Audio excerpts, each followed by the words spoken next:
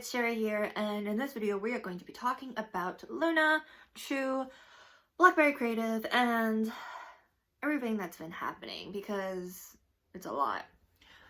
If you guys don't know, Blockberry Creative essentially kicked Chuu out of the group and then said it was because she was abusing staff, and afterwards it was a whole mess with a lot of people in the industry defending Chuu, and then all of Loona, besides 2 members, filing for a contract dispute situation.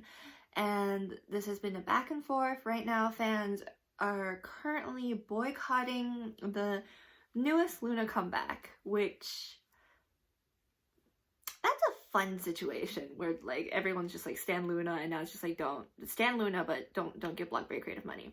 And just yesterday, or was this today, Dispatch released a whole thing talking about the contract dispute and trying to paint this thing of like, oh no, they were both in the wrong. There's no evil villain in this between Chuu and Blockberry. And I read through the whole thing, and I will link down the English translation of the article as well, the Google Docs. So I guess everyone is allowed to have their own opinions, and the article is sort of made in a way where you're supposed to like take away what you want from it. In terms of corporations versus employees, I'm never quite going to side on the corporation side. So that is where I stand with it. I think it's an interesting attempt at like trying to be like, well, she didn't abuse power, but look at all these text messages that Blockberry sent us. Really interesting. But to sort of sum up, and I have all my notes and everything, everything started between Blockberry and Chuu as a sort of, initially the contract was effed up, and the contract for the other Loona members is still pretty effed up, which is why they all filed for, well, not all, but they filed for a dispute. And this is the main thing that got me. Their revenue is split 7-3, 7 going to the company and 3 going to the members, but the expenses is split 5-5. So 5 to the company, 5 to the members. I don't think I've seen a contract like that before, which is originally when Loona was doing their debut thing, and I'm not 100% like caught up in everything about Loona, but I remember hearing a lot about it because it was really new and interesting. All the members had their own debut introduction music video, and it was really intense. And I was just thinking like, Blockberry's not a big company. Where did they get all the money for that? Now we know. So Chuu was like, wait a second.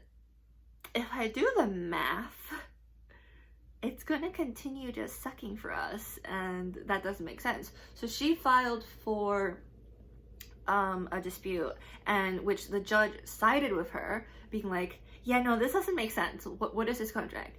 And from then on, she was allowed to handle her own sort of solo stuff, with the revenue being split 3-7, 3 to the company, 7 to her this time, which makes sense, honestly. And then she was granted a lot more freedom by Blockberry because they wanted to keep her. She was kind of the standout member, the one who had more solo things lined up, the one who was earning money outside of just Loona activities. And so she was allowed to decline participation in like 3 Loona schedules a month, and she was allowed to like set up her own studio. Then this was Blockberry wanting to keep her, and she could have walked away then, right? She could have just left everything then, but she's like, well, she said, that she wanted to continue with Loona. She didn't want to give up on Loona. So I think that says a lot when she could have just walked away, like, and then started her own stuff then, but she was still attached to Loona.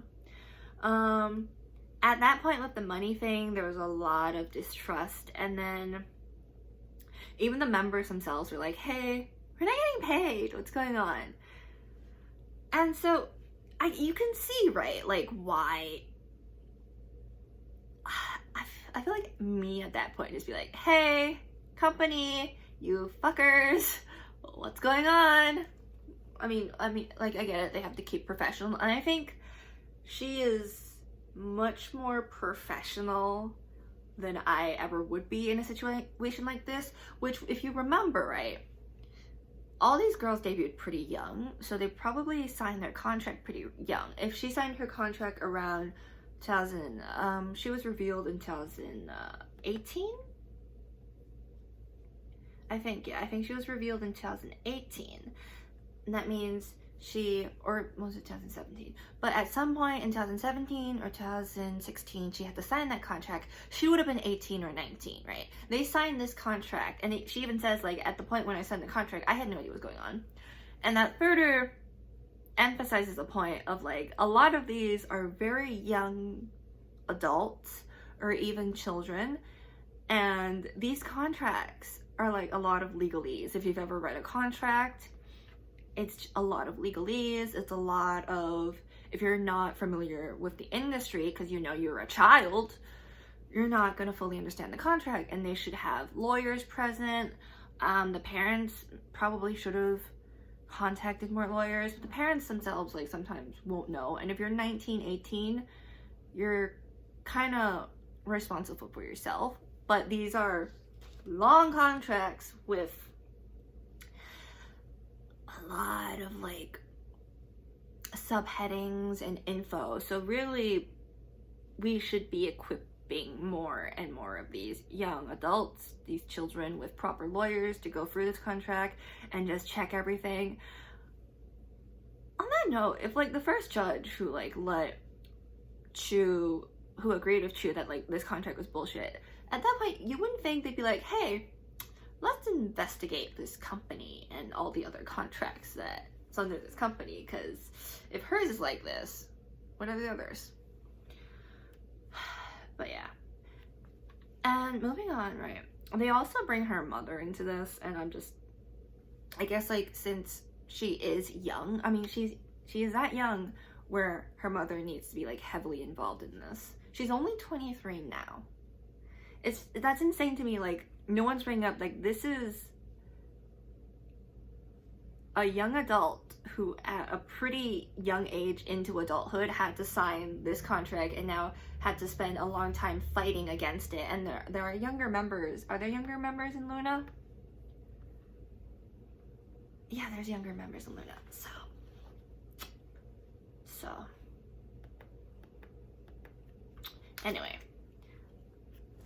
So then Dispatch, like, brings up this whole thing of, like, you know, she was rude because her mom tried to get more money from the company because the filming went overtime. And then, oh yeah, like, one of the clauses in the new contract, after the judge was like, the old one's kind of weird, was that if any of the schedules infringed upon her personal schedule,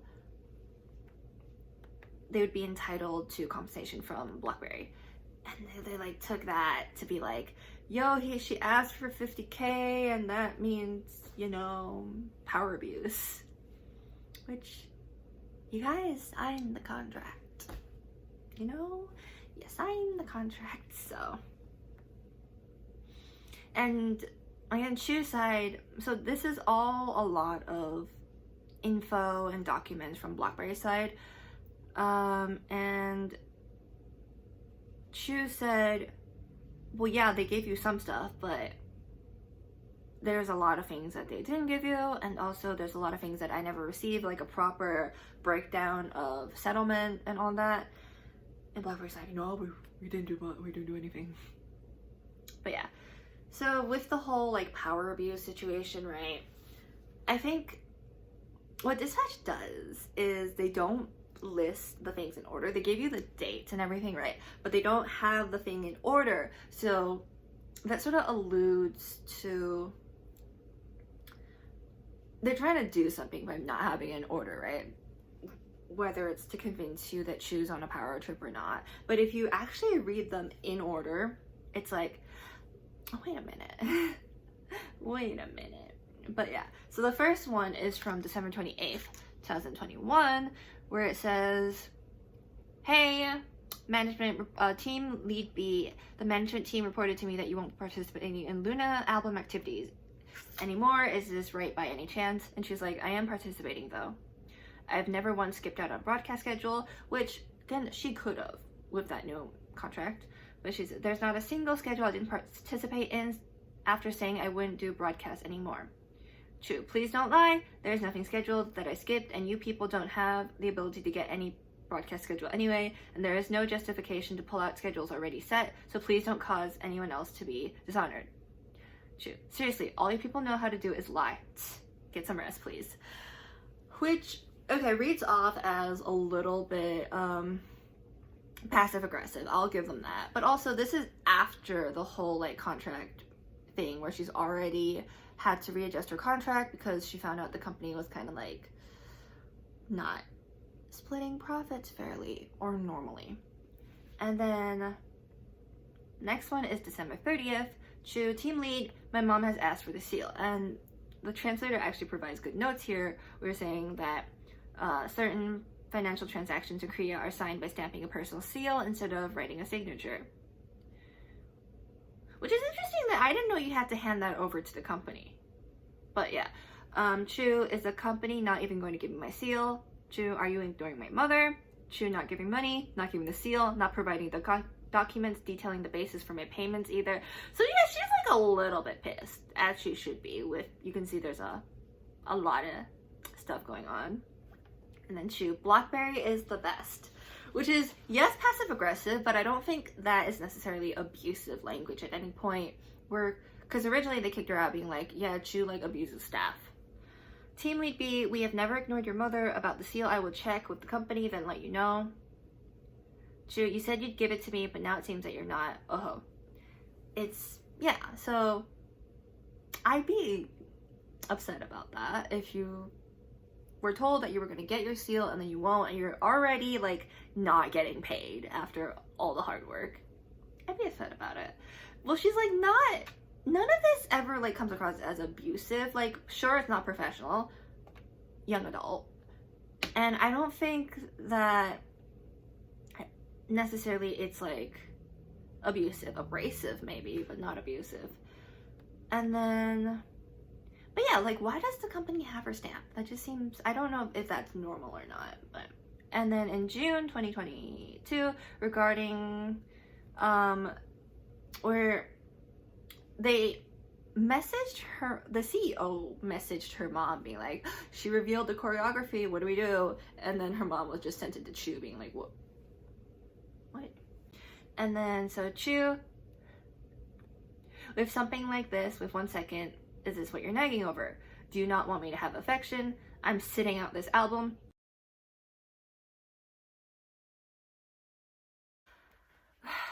While it is harsh, knowing what she had to go through and this whole situation, I think she was nicer than I would be. And this is, you know, after the whole thing of like, she could have just left. She could have just was like, you know what, not doing Loona stuff, bye. But no, she stuck by it, and she stuck by doing all this. So, and then, right, so then there was a phone call between her and Director D that was provided. And is everyone just recording their phone calls? Should we all just be recording our phone calls? I don't know where they're getting like all these transcripts. Is all the phone calls recorded? But yeah, so Director D, think carefully about what I'm saying. There'll be no downside for you. First things first, don't write the contract. The mistrust regarding that has been resolved, right? And this is talking about the earnings split again. Also, this is dating back to November of 2021. yeah, everything's resolved, right? Don't write the contract. What? Director D, but write down the message. Suppose we promise 50-50, then now 70-30 and 50-50. Director D, let's take a look at this arithmetic. We do 50-50 for Chuu, can do it, the split. Director D, you finished grade school, right? Haha, it's not like you didn't finish, right? Chuu, are you going to talk to me like that? I'm just thinking right now. Director D, I was joking, really. That really hurts. Chuu, I don't think we're in joking terms. This just reads off as like they're looking down on her because she's young. And I'm just like, you know, she's bringing in the money, so maybe you shouldn't talk to her like that. So if like the people in power are talking to her like that, and she is expected to stay respectful. And again, this is something that her team provided to Dispatch and was not provided to Dispatch from Blockberry Creative. So Blockberry Creative are obviously, you know, not giving the full story or the full info to Dispatch.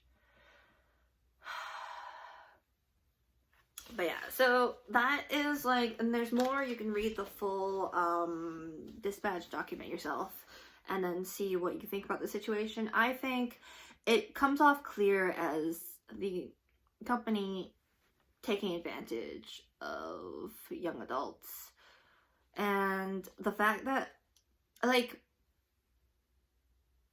we know from everything that idol contracts aren't usually not fair, they're geared towards the company, but the fact that Loona is in this much debt and will continue to be in debt that's for like until I don't know when, because of how everything's being split. It's just absolutely not fair. And with the boycott, right, so the whole boycott this comeback thing usually I feel like would not work, but the Loona fandom is so compacted together, and I was reading through like all the Loona fans messaging different K-pop shops to be like, please don't stock this, like, hey, we're boycotting, please don't stock the new album, and all the shops agreeing. I was like tearing up, being like, wow, because they really came together and are pulling this off. If you look at the pre-orders for this album versus previous albums, they're really pulling this off, and with nothing to gain for themselves, but just out of pure love for the girls, right? Boycotting this album kind of like you have nothing to gain from boycotting the album, but to show support for the girls and to get them out of this situation with Blockberry, because this all reads as a huge like cash grab from the company. So I don't fully know, right, because they all filed for a contract dispute situation. I don't fully know if the judge grants them this, what happens to the debt. I hope they take a good look at Blockberry's account books and figure out the exact expenditures and what all the expenditures are.